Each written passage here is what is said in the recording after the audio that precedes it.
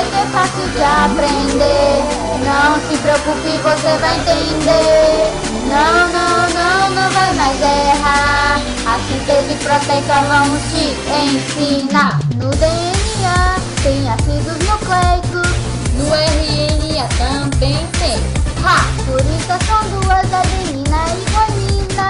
piridinita, existem três. Uracila, citosina e timina. Cada uma se casa com outro ácido.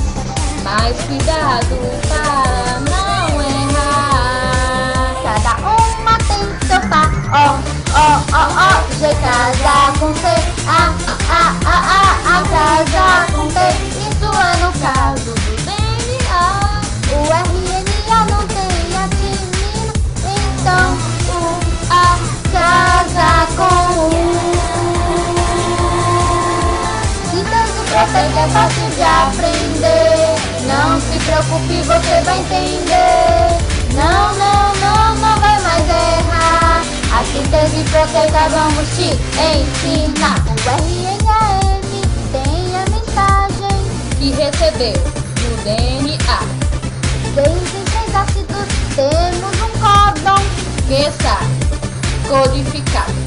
O RNA-T decodifica a mensagem com o anticódon em sua região. Então ele começa a sua tradução. Com cada um em seu par. Decodifica aminoácidos forma. Depois de decodificar, Chega o finalizador para encerrar. fica pronta a proteína. Agora que você já aprendeu que a síntese proteica não vai esquecer. Agora é só estudar e os exercícios executar. Agora na prova eu vou tirar 10. Decodifica aminoácidos formar. Decodifica aminoácidos formar. Na prova vou tirar 10.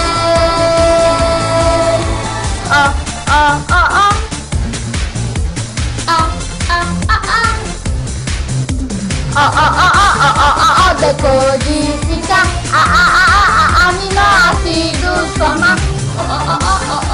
Decodifica aminoácidos forma.